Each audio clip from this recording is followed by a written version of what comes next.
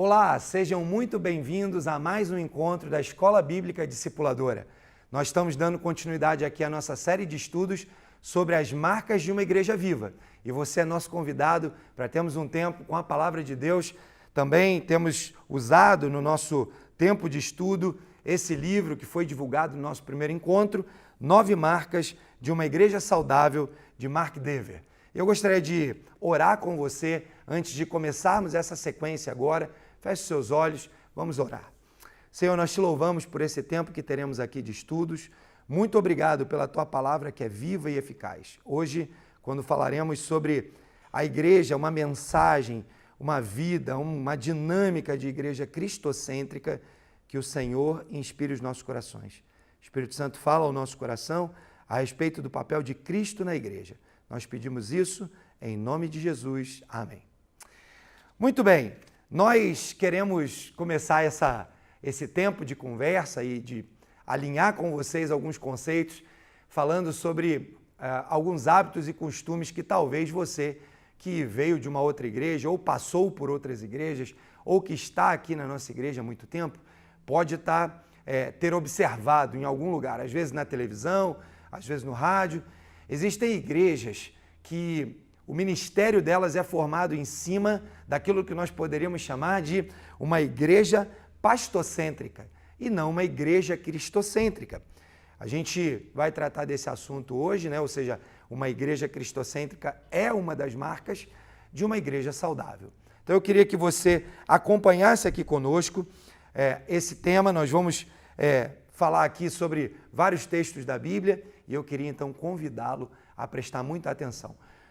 Igrejas que lideram, né, o seu ministério através de um movimento centrado na pessoa do líder, seja ele o pastor, seja ele o missionário, seja ele aquele líder carismático, corre o risco de levar para sobre si a responsabilidade da prestação de contas com Deus, além, obviamente, de correr o risco de transmitir uma mensagem que não está fundamentada na palavra de Deus. Nesse encontro, nós queremos olhar vários textos, porque Paulo nos adverte, Pedro nos adverte, Jesus nos adverte, são tantas as advertências que temos na palavra de Deus a respeito desse assunto que você não pode ficar distante de entender claramente o papel de uma mensagem cristocêntrica. Paulo nos adverte que o corpo não é composto por um só membro, mas de muitos. Nós falamos isso na lição passada, no encontro passado, quando eu dei aquele exemplo do músculo, né? A mão sozinha não tem função no corpo, o braço sozinho não cumpre o seu papel, não tem função no corpo. Quando nós temos mão conectada no braço, conectada no antebraço, nos nossos ombros, a gente tem um corpo funcional que pode operar nas suas diversas dimensões e nas suas diversas funções. Sendo assim, um corpo saudável, ou seja, a igreja de Cristo, que como falamos no último encontro, é parte daquilo que a gente pode observar para saber se a igreja tem marcas de saúde, ou seja, um corpo saudável, mãos, braços interligados, lidando, apoiando-se mutuamente através das suas juntas, podem desenvolver várias atividades, vários ministérios liderados pelo Espírito Santo. Olha o que Paulo nos fala quando escreve a igreja de Coríntios, lá em 1 Coríntios capítulo 12, do versículo 11 ao versículo 14, ele diz assim: mas um só e o mesmo Espírito opera todas estas coisas, repartindo particularmente a cada um como quer. Ele está falando aí da distribuição dos dons e dos papéis que cada um tem na igreja. Porque assim como o corpo é um e tem muitos membros, todos os membros, sendo muitos, são um só corpo. Assim é Cristo também, pois todos nós fomos batizados em um Espírito, formando um corpo, quer judeus, quer gregos, quer servos, quer livres, e todos temos bebido de um Espírito, porque também o corpo não é um só membro, mas muitos membros. Paulo, quando escreve a igreja de Coríntios, se você voltar lá bem no comecinho do livro, em 1 Coríntios, quando Paulo escreve essa carta à igreja na cidade de Corinto, ele está exortando sobre uma possível divisão que havia ali. Nós vamos falar um pouquinho mais para frente, mas havia os seguidores de Paulo, de Apolo, de Pedro, até de Cristo, né? Essa é a brincadeira. Parece até que havia ali um desejo de alguém aparecer, e Paulo está, além de exortando lá no começo do livro, chamando a nossa atenção aqui no decorrer da carta, tratando esse assunto e reforçando a ideia de que o corpo é um organismo vivo, composto de muitos membros, e todos eles precisam estar ligados, unidos por um só Espírito, o Espírito Santo de Deus, que opera e faz com que a igreja seja saudável. Paulo também exorta a igreja de Éfeso sobre uma eclesiologia saudável, ou seja, Paulo exorta sobre a necessidade de a igreja fundamentar, tomar todas as suas ações baseados na palavra, numa mensagem cristocêntrica, para que a igreja fosse saudável. Lá em Efésios 4, 11 a 12, ele diz assim, e ele mesmo concedeu uns para apóstolos, outros para profetas, outros para evangelistas e outros para pastores e mestres, com vistas ao aperfeiçoamento dos santos, para o desempenho do serviço, para a edificação do corpo de Cristo. Observa bem o que ele diz no texto, ele está alertando mais uma igreja, né? Deus, através do seu Espírito, concede então que algumas pessoas exerçam papéis no corpo de Cristo, para que no conjunto, no corpo, nós possamos entregar o aperfeiçoamento dos outros membros e a igreja crescendo saudável seja edificada no corpo de Cristo. Esses diferentes serviços oferecidos à igreja são para que a gente possa cumprir a obra do ministério. Através dessa multiplicidade de dons, a igreja serve. Bom, então, com base nessa pequena introdução, que nos lembra um pouco daquilo que falamos no último encontro e que nos prepara para entrarmos agora naquilo que é o tema central, a gente vai tratar aqui 4 perspectivas cristocêntricas de uma igreja saudável. Obviamente, existem várias perspectivas. Em função do nosso tempo, nós vamos nos concentrar em apenas 4 delas e aí depois, por sua curiosidade, vontade de aprender mais, de se dedicar aí a se aproximar da palavra de Deus, eu te desafio, eu sugiro que você, não só através, como falamos, do livro, das marcas de uma igreja saudável, mas também através da palavra. Procure esses textos na palavra de Deus para que você possa, então, ter a sua vida edificada e o cerne da sua fé no contexto do corpo de Cristo edificado para a glória de Deus. Então, vamos adiante. Eu quero chamar a sua atenção aqui para 4 perspectivas e são elas: a Bíblia, ou seja, a Bíblia é cristocêntrica, ou seja, Jesus Cristo no centro da história. Também quero chamar a sua atenção porque na Bíblia a gente vai encontrar diversas pregações, diversas exposições do Evangelho, exposições da palavra, aonde Jesus Cristo é o centro. Nós vamos ver também aqui alguns textos que suportam essa verdade. O outro pilar, a outra perspectiva, é a pregação e o ensino. Além das pregações que a gente vai encontrar, também encontraremos ensinos cristocêntricos que nos levam à conclusão de que Jesus está no centro de toda a história e de todo o relacionamento que Deus tem estabelecido com o homem. A outra perspectiva é a salvação. Não há salvação fora de Jesus Cristo. De modo que, por si só, a definição de salvação ou a forma como a salvação se efetua nas nossas vidas dentro da fé cristã é através de Jesus Cristo. De modo que a salvação é cristocêntrica. E a vida de intimidade com Deus. Eu vou finalizar então esse tempo de conversa contigo falando sobre intimidade com Deus. A gente precisa de uma relação com Cristo, de uma relação através do sacrifício que Jesus fez na cruz e por toda a história regeneradora que Jesus Cristo promoveu para que eu e você pudéssemos ter uma vida de intimidade com Deus.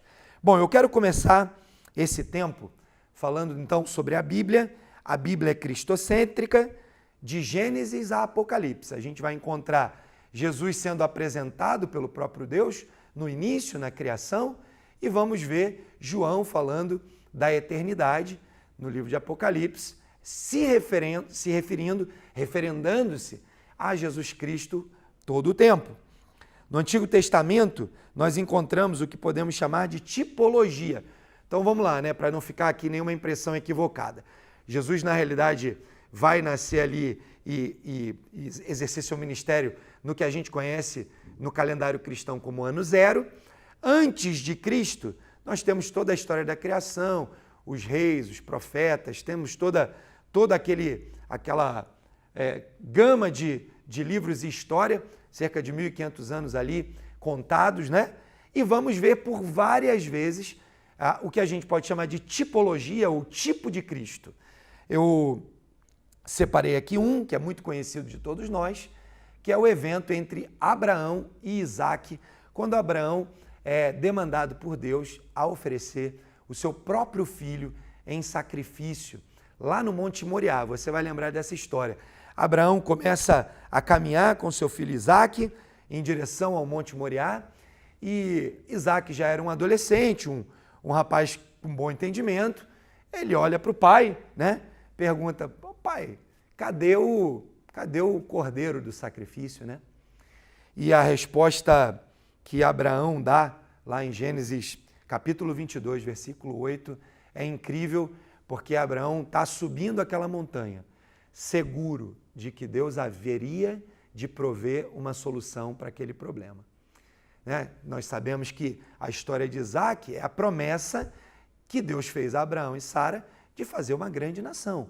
Ele tinha esse filho sobre o qual a promessa foi estabelecida e precisava supostamente que ele estivesse vivo para que isso acontecesse. Mas Abraão acredita tanto no poder de Deus e na autoridade de Deus sobre a vida dele, sobre os eventos daquela época, sobre o que iria acontecer, que ele está inclusive disposto a ir lá e vivenciar com Deus a experiência de quem sabe o seu filho morrer e o Senhor providenciar algum tipo de ressurreição, alguma ação, como ele foi até o fim. O Senhor, lá no capítulo 22, versículo 8 de Gênesis, ele diz isso, Deus proverá para si o cordeiro para o holocausto, meu filho. E os dois seguiram juntos na caminhada. A história continua, eles sobem até o monte. Em princípio, parece que Isaque se oferece generosamente, voluntariamente, porque um jovem e um pai idoso, se ele quisesse fugir, ele fugiria. Mas naquele momento, Deus está estabelecendo uma tipologia. O seu único filho sendo sacrificado ali naquele altar no Monte Moriá. Dezenas, centenas de anos depois, a gente vai ver Jesus Cristo sendo sacrificado no Gólgota, que vem a ser a mesma montanha, o mesmo Monte Moriá, só que agora, anos depois, centenas de anos depois, Jesus Cristo sendo crucificado ali, no lugar não só de Isaque, mas no seu lugar, no meu lugar e no lugar de toda a humanidade. Jesus, o Cordeiro de Deus, providenciado por Deus, provido por Deus, assim como proveu para Abraão e Isaque o Cordeiro do sacrifício. Jesus, então, o Cordeiro de Deus, é sacrificado e a gente, então, tem uma tipologia, ou seja, lá no Antigo Testamento, a gente vai ver diversas vezes acontecendo aquilo que a gente pode chamar, então, de tipo ou de tipologia de Cristo e que depois, lá no Novo Testamento, nós vamos encontrar Cristo fazendo ou Cristo referendando. Além disso, além de ter providenciado o Cordeiro, a gente vai ver então agora lá no Novo Testamento, quando Paulo, escrevendo a carta aos Coríntios, no capítulo 2, versículo 2, ele diz assim: porque decidi nada saber entre vós, senão a Jesus Cristo e a este crucificado. Ou seja, Paulo, lá no Novo Testamento agora, está dizendo para aquela igreja e para toda aquela cidade que não importava tanto aqui se alguém era seguidor de A, de B ou de C, o que importava é que Paulo queria recomendar à igreja. Ele estava recomendando através da sua própria vida, do seu próprio testemunho, que assim como ele, todos pudessem decidir, não estar tão preocupado com o que um acredita, pensa, o que o outro acredita ou pensa, mas que estivesse focado em Jesus Cristo. Não só o Jesus da história, das expectativas, das promessas, mas o Jesus crucificado, morto, ressuscitado. Ou seja, podemos olhar aqui um exemplo do Antigo Testamento, um exemplo do Novo Testamento, onde vemos Cristo como centro. Paulo tira o holofote de si e vira para Jesus Cristo e fala, esse é o cara. Não tem nada a ver comigo, meu papel aqui é simplesmente de anunciar, de levar essa boa nova, de tornar conhecido o nome de Cristo entre todas as nações. Da mesma forma como é assim comigo e com você. Nesse tempo, fomos chamados a uma vida, uma mensagem, a um comportamento, uma atitude cristocêntrica, aonde nós, quando recebemos algum tipo de demanda, olhamos para Cristo e falamos, essa missão é do Senhor? Ok, estamos comissionados com Cristo, Cristo no centro da nossa vida, fará então toda a diferença. Por toda a palavra de Deus, você vai encontrar muitos dos líderes apontando para Cristo, assim como Paulo fez, assim como Abraão, crendo em Deus, fez com que aquele episódio ficasse registrado na história, para que eu e você pudéssemos ver a Cristo através daquele episódio tipificado por Isaac ali. Bom, vamos para o segundo ponto, nossa dinâmica aqui de olhar as quatro perspectivas. Então agora passa pela pregação e o ensino que tem que ser cristocêntrico. Quando nós olhamos para os apóstolos e percebemos todo o início do ministério apostólico e também o início da igreja, a fundação da igreja, e olhamos para a mensagem desses irmãos queridos, nós vemos sempre eles apontando para Cristo. Eu vou trazer aqui para você alguns textos, novamente Paulo considera anátema, você vai lembrar desse texto, nós vamos ler aqui, ele considera anátema, ou seja, maldito, não é simples, como algo, um pequeno erro, me perdoe, me desculpe porque eu cometi um erro, trazendo o holofote para mim, ao invés de apontar para Cristo. Não, o que Paulo considera é como maldito. Maldito aquele que prega outro evangelho além ou diferente daquilo que a palavra de Deus nos ensina. Então, Paulo escrevendo aos Gálatas, capítulo 1, versículo 8 e 9, ele diz assim, mas, ainda que nós mesmos ou um anjo do céu vos anuncie outro evangelho, além do que já vos tenho anunciado, seja anátema. Paulo estava falando para ele mesmo, falando para os Gálatas, mas principalmente para ele mesmo. Olha, nem que eu anuncie para você qualquer coisa diferente daquilo que já temos pregado, fundamentado em Cristo, se mesmo assim aparecesse um anjo e falasse, não, isso aí está errado, olha para esse lado de cá, você deveria considerar isso como maldito e focar novamente em Cristo. Ele continua o versículo dizendo, assim como já vô-los dissemos, agora de novo também vô-lo digo, se alguém vos anunciar outro evangelho, além do que já recebeste, seja maldito, seja anátema. Então, a igreja não pode se afastar daquilo que a palavra de Deus tem como revelação e obviamente, da mensagem de Cristo, a mensagem cristocêntrica. Seja no púlpito, quando ouvimos uma pregação, seja numa classe de escola bíblica, seja num grupo de estudos, não permita que o seu coração seja encharcado por qualquer mensagem diferente da mensagem em que Cristo é o centro de tudo, que todo holofote precisa ser direcionado para Jesus o Cristo.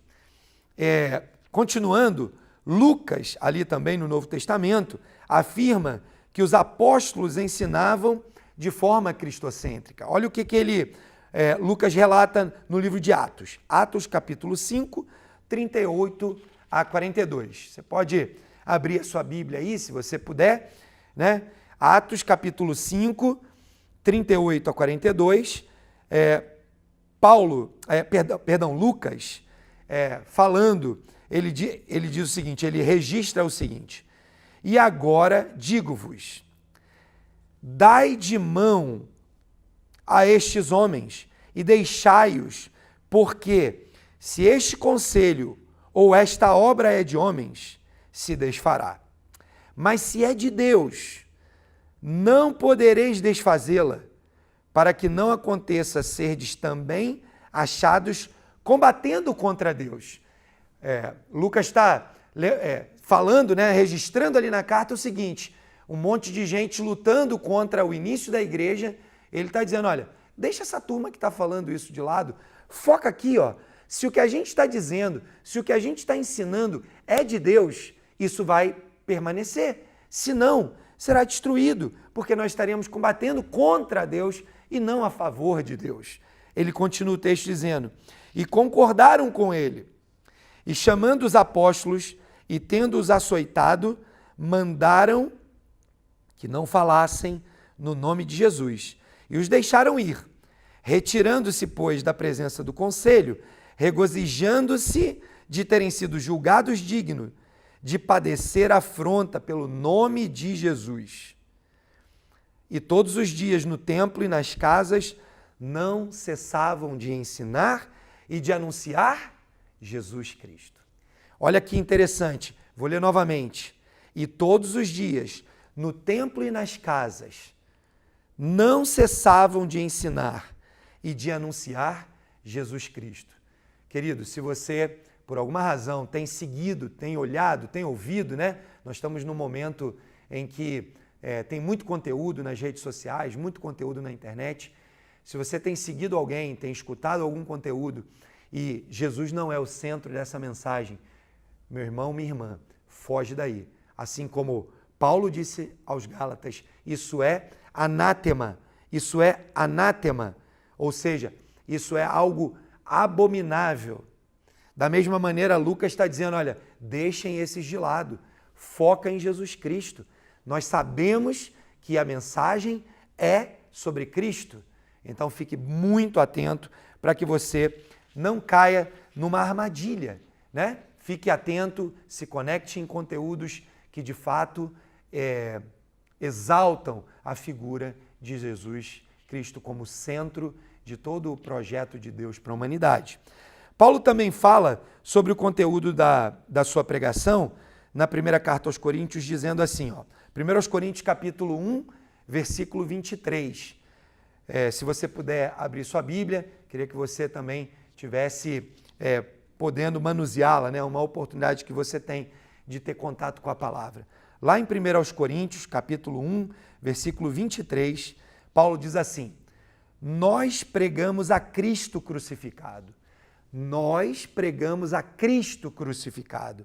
Mas para os que são chamados, tanto judeus como gregos, lhes pregamos a Cristo, poder de Deus e sabedoria de Deus. Olha que interessante, existia um movimento muito intenso, né, dos judeus querendo uma fé própria e Paulo, então, enviado aos gentios, Pedro entende o chamado de Deus para todos os povos, o evangelho começa a se alastrar e Paulo, então, está ali exortando a igreja e dizendo, olha, nós pregamos a Cristo crucificado. Não tem outros adereços, somente Cristo.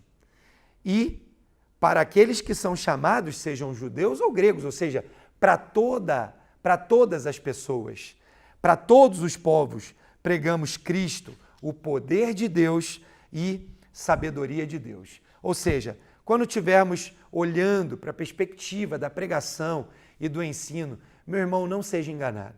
Observe, vá na palavra e se aquilo que está sendo anunciado não é Jesus Cristo, isso não tem nada a ver com o evangelho cristocêntrico, isso não tem absolutamente nada a ver com aquilo que Deus quer comunicar. Eu agora vou para o terceiro ponto, para a terceira perspectiva, que é a salvação. A salvação ela é cristocêntrica, ela é a nossa única forma de chegar até a presença de Deus é através de Jesus Cristo. E nós vamos ver aqui alguns textos que nos ajudam a entender essa ideia central de uma salvação cristocêntrica. Por aí, por uma série de caminhos, né, que a gente vai acompanhando, e você sabe que, né, no mundo hiperconectado como que a gente está vivendo, no mundo de muitas oportunidades de informação, em que você é bombardeado o tempo todo, querido, muito provavelmente você já deve ter se deparado com ensinos e princípios que tratam a salvação como algo que tem a ver com o meu muito fazer, tem a ver com as práticas que eu tomo, tem a ver com estratégias que eu faço, mas isso não tem nada a ver com a salvação cristocêntrica. O que a palavra de Deus nos ensina e o conteúdo da nossa mensagem precisa ser que para a salvação nós precisamos da pessoa de Cristo e não dos nossos ritos. Jesus pagou o preço naquela cruz. Ele morreu e ressuscitou, dando prova da sua divindade, prova do seu poder sobre a morte, o que nos torna, junto com ele, herdeiros dessa salvação. De modo que nós precisamos nos engajar no fato de que só há um caminho. O próprio Jesus, eu sou o caminho, a verdade e a vida, e ninguém vem ao Pai a não ser por Jesus Cristo. Olha o que Paulo escreve novamente para a igreja em Éfeso, né? Na carta de Efésios, capítulo 2, do versículo 4 até o versículo 9, queria que você abrisse sua Bíblia. Então, Efésios 2, 4 a 9, diz assim: Mas Deus, que é riquíssimo em misericórdia, pelo seu muito amor com que nos amou, estando nós ainda mortos em nossas ofensas, talvez em a sua Bíblia diga em nossos delitos e pecados, nos vivificou juntamente com Cristo, pela graça sois salvos, pela graça, e nos ressuscitou juntamente com Ele e nos fez assentar nos lugares celestiais em Cristo Jesus. Observa isso? E nos fez assentar, a ter direito de nos assentarmos nos lugares celestiais em Cristo Jesus, para mostrar nos séculos vindouros as abundantes riquezas da sua graça, pela sua benignidade para conosco em Cristo Jesus. Observa, Paulo está reforçando a igreja em Éfeso que toda essa jornada de Deus, que é riquíssima em misericórdia e queria resgatar um relacionamento íntimo e saudável com a sua criação, precisa acontecer em Cristo Jesus. Ele continua dizendo, porque pela graça sois salvos por meio da fé. Isso não vem de vós, é dom de Deus, não vem de obras para que ninguém se glorie. Nós já vivemos aí, né, ao longo da história da humanidade e durante muitos anos, tantas coisas aconteceram e vimos pessoas anunciando, pregando, vendendo, né, criando caminhos alternativos para a salvação eterna, mas a salvação é cristocêntrica, meu irmão. Somente através de Jesus Cristo você pode ter um encontro com Deus. A única forma de você fazer isso, se você está assistindo a nossa lição, né, participando dessa sequência de estudos e ainda não teve uma experiência com Jesus, eu queria desafiá-lo nesse instante a que você fizesse uma oração simples dizendo, Jesus Cristo, eu reconheço que você é o Senhor e Salvador da minha vida. Eu quero entregar a minha vida totalmente ao Senhor. Vem, habita no meu coração, faz morada, transforma a minha história e me dá o entendimento claro através da tua palavra.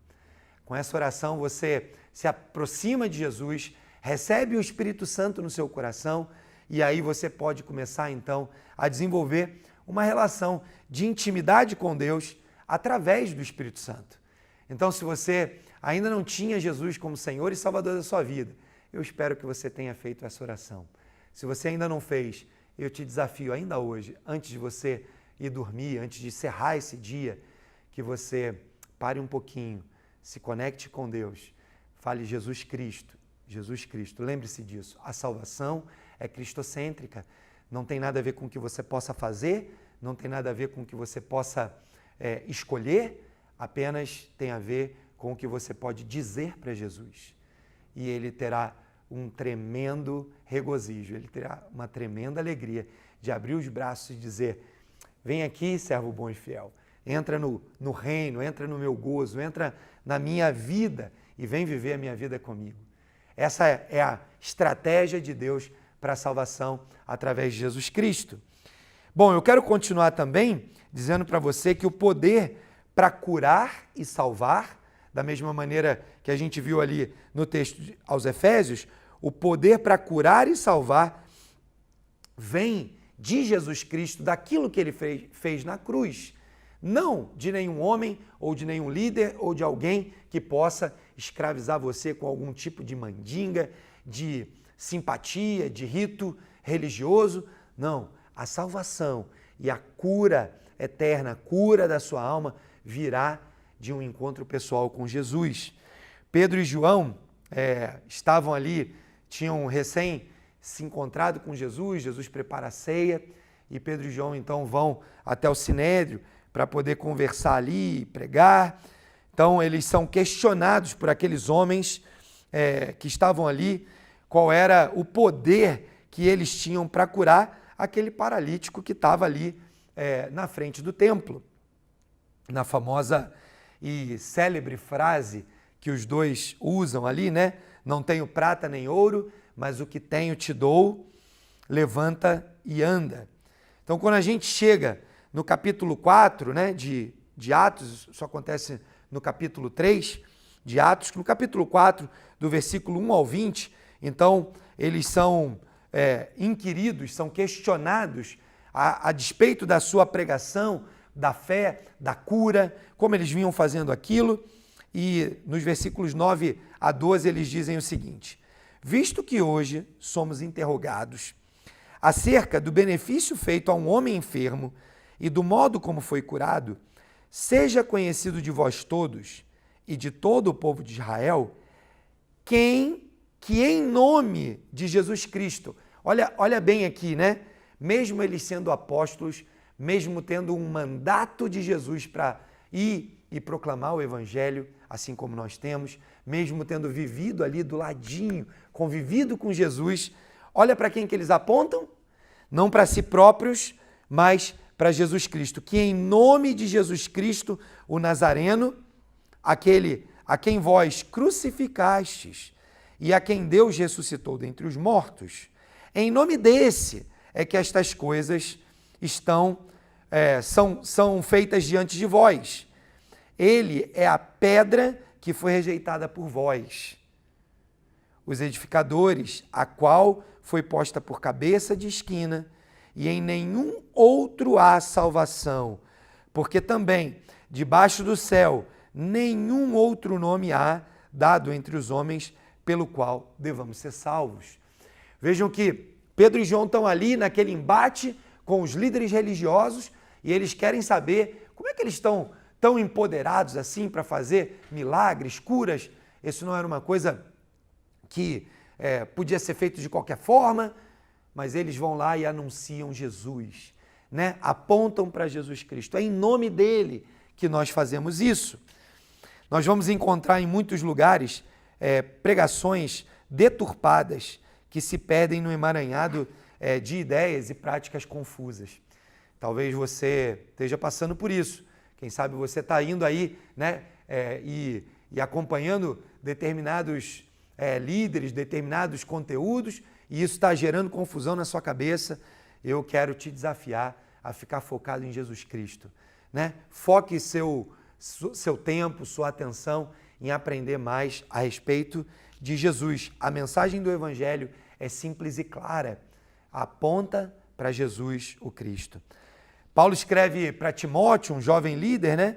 Lá em Timóteo, 1 Timóteo 2, do versículo 5 ao 6, e diz assim: há um só Deus e um só mediador entre Deus e os homens, Jesus Cristo, homem. Em algumas versões, Jesus Cristo justo, o qual a si mesmo se deu em resgate por todos. Vejam que todo o tempo os apóstolos apontam para Jesus, todo o tempo apontam para Jesus. Talvez você precise aí pedir perdão, talvez se reconciliar, por uma questão, né, de ego, talvez apontando muito para si, perdendo de vista que Jesus é o centro da nossa mensagem, né? Talvez você olhe esses movimentos e diga, preciso dar um passo para trás, né? Me reconectar com conteúdos de boa qualidade, onde Jesus Cristo é o centro da mensagem. Bom, indo agora para o quarto ponto, já nos encaminhando para a parte final da nossa conversa de hoje, né? Vamos falar o quarto ponto e depois uma conclusão. O quarto ponto, então, é a intimidade com Deus. Para ter intimidade com Deus, não tem outro jeito, porque você não consegue se relacionar com Deus se não for por meio de Jesus Cristo. Obviamente, por óbvio, que a intimidade com Deus dependerá de um encontro pessoal com Jesus Cristo e pelo desenvolvimento de uma vida de intimidade com o Espírito Santo. Quando Jesus é crucificado e ressuscitado, ele promete, né, aos discípulos e às testemunhas que ele voltaria para a casa do Pai e que ele enviaria o Espírito Santo, o Consolador, que até hoje nos acompanha dentro de nós, quando nós reconhecemos e falamos, Jesus, eu aceito que o seu sacrifício foi suficiente para salvar a minha vida, para me dar uma eternidade, para me reconectar com o meu Deus. Eu recebo o Espírito Santo na minha vida e o Espírito Santo começa então a operar, me dando discernimento e clareza a respeito da mensagem cristocêntrica e de Jesus, o sacrifício, a morte, a ressurreição de Cristo como mensagem central da Bíblia. A essência dessa pregação cristocêntrica pode ser extraída das próprias palavras de Jesus Cristo. Lá em Mateus registra no capítulo 11, versículo 27, aquilo que Jesus estava dizendo. Ele diz assim, o versículo, ninguém conhece o Filho senão o Pai, e ninguém conhece o Pai senão o Filho e aquele a quem o Filho quiser se revelar. Então é necessário, para que a gente tenha uma relação com o Pai, intimidade com Deus, é necessário que você tenha tido uma experiência com Jesus, para que Jesus Cristo revele, através de si mesmo, quem é o Pai, e então a gente possa entrar na presença do Pai e desenvolver uma relação de intimidade. Lá no Evangelho de João, capítulo 14, 6 e 7, Jesus diz assim também, João registra, eu sou o caminho e a verdade e a vida. Ninguém vem ao Pai a não ser por mim. Se vós me conhecesseis a mim, também conhecerias o meu Pai. E já desde agora conheceis e o tendes visto. Ou seja, naquele momento em que Jesus estava revelado ali em carne, aquelas pessoas que estavam procurando uma relação com Deus, vamos lembrar que, né, as tradições daquela época, as tradições judaicas, estabeleciam que sim, havia um Deus, que sim, havia um Deus único, mas que ele enviaria o Messias para reconciliar a nação. E o que acontece é que Jesus vem, o Messias, se revela, mais de 500 profecias são cumpridas naquele processo todo. Jesus se revela e aponta para isso, dizendo, olha, se vocês olharem para mim, vocês estão vendo o Pai. Se vocês me conhecem, conhecem o Pai, então podem viver uma vida de intimidade com o Pai. A vida cristocêntrica não diz respeito a um método, não tem nada a ver com metodologia, mas com uma interpretação correta da palavra de Deus e de buscar intimidade com Deus, de viver essa vida, de tendo se encontrado com Jesus, ter agora a oportunidade de ter conhecido a Jesus, conhecer o Pai e estabelecer uma vida de intimidade com Ele. Para isso é necessário que se recorra ao Espírito Santo de Deus.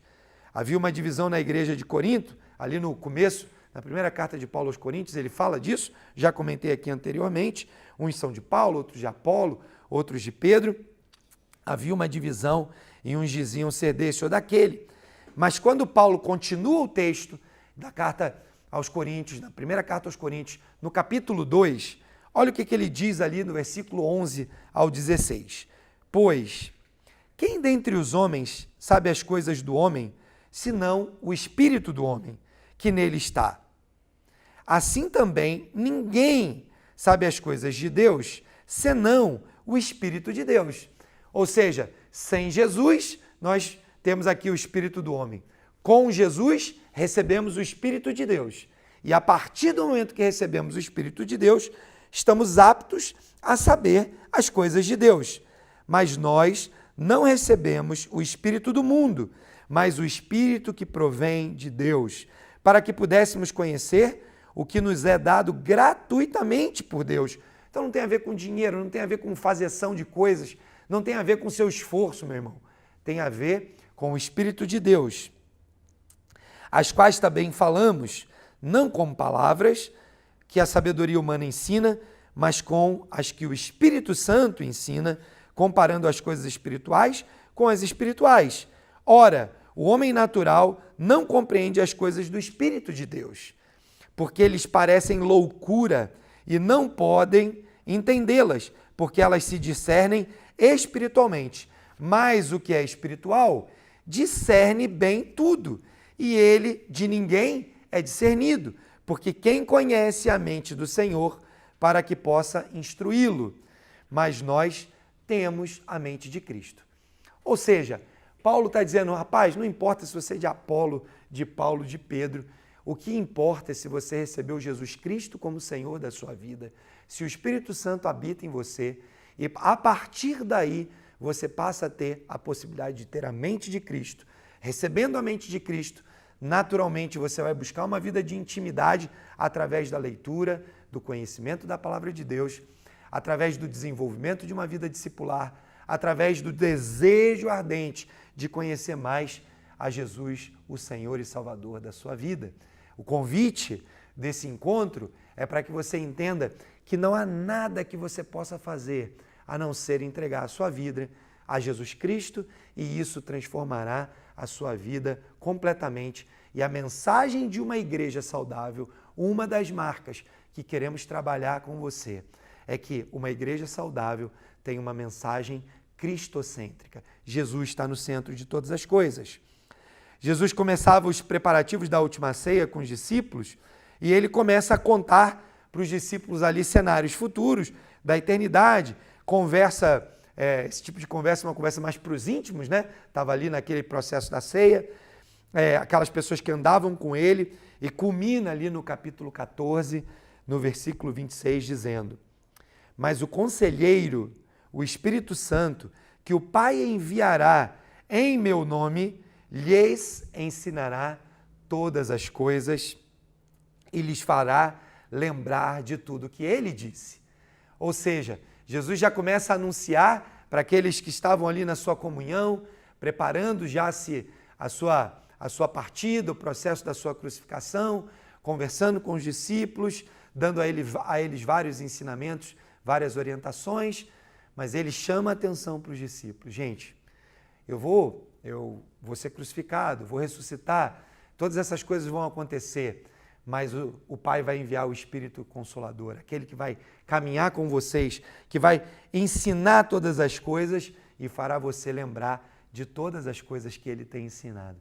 É impressionante aquilo que o Espírito Santo pode fazer através de mim, através de você, quando nós encharcamos a nossa mente daquilo que a palavra nos ensina, dos ensinamentos, de uma palavra verdadeira, onde Jesus Cristo é o centro da mensagem. Essa história termina, como nós já sabemos, Cristo no centro da cruz e depois Cristo no centro da história. O processo final dessa jornada é Jesus Cristo crucificado, ressuscitado e a história hoje contada a partir do marco da história da cruz de Cristo e da ressurreição de Cristo. A gente não pode distorcer nem confundir o papel que os nossos líderes têm nas nossas igrejas e trabalham dioturnamente para que eu e você sejamos ministrados, aparelhados por todo o conhecimento da verdade. Então, apesar de eu ter começado essa conversa de hoje falando sobre uma igreja pastocêntrica, eu tenho certeza que você saberá discernir entre líderes e líderes, e eu tenho certeza que você que está aqui envolvido conosco tem recebido a liderança de líderes especiais que amam Jesus, cuja mensagem central é Jesus Cristo. Amamos os nossos pastores e sempre que a gente pode, a gente também quer honrar esses líderes, né? E assim como Paulo disse lá em Timóteo, para Timóteo, na primeira carta de Timóteo, no capítulo 5, versículos 17 e 18, ele diz assim: os presbíteros, né, que era a figura do líder daquela época, os presbíteros que lideram bem a igreja são dignos de dupla honra, especialmente aqueles cujo trabalho é a pregação e o ensino, pois a Escritura diz: não amordace o boi enquanto ele está debulhando o cereal, e o trabalhador merece o seu salário. Ou seja, né, Paulo, apesar de exortar a igreja quanto àqueles que queriam seguir Paulo, Apolo, Pedro, né, e mesmo a Cristo, ele, apesar dessa exortação, quando ele escreve a Timóteo, ele chama a atenção de Timóteo, que Timóteo seja não só honrado, mas também capaz de honrar aqueles líderes que exercem bem o seu papel, o seu trabalho. Eu quero encerrar esse encontro de hoje convidando você para continuar acompanhando essa série de estudos sobre as marcas de uma igreja viva, né? A partir daquilo que temos comentado, temos usado esse livro como referência, 9 marcas de uma igreja saudável, né? Mas nunca deixe de acoplar, né, o seu livro à palavra de Deus e vamos continuar. Nós nos veremos em breve no próximo estudo. Eu quero então convidar você agora para orarmos, agradecendo a Deus por esse tempo, por uma igreja cristocêntrica, pedindo que o Senhor e o Espírito Santo de Deus nos capacitem para que a nossa mensagem seja sempre uma mensagem cristocêntrica. Feche seus olhos, vamos orar então. Senhor, nós te agradecemos porque tivemos esse tempo aqui, olhando várias facetas, perspectivas da vida na igreja, de uma igreja viva, que mostram que ela é viva porque ela tem uma mensagem central cristocêntrica. Nós te agradecemos porque Jesus Cristo é o centro da nossa igreja. Louvamos pela vida dos nossos pastores, te agradecemos pela nossa liderança, homens e mulheres que têm dedicado suas vidas a anunciar, a ensinar, a pregar a tua palavra, em que o Senhor é o centro da nossa pregação. Continua abençoando o teu povo espalhado pela face da terra e nos abençoa agora quando vamos para o culto e vamos ouvir a tua palavra. Pai, abençoa esse culto, nós oramos e agradecemos em nome de Jesus. Amém. Esperamos você no próximo encontro.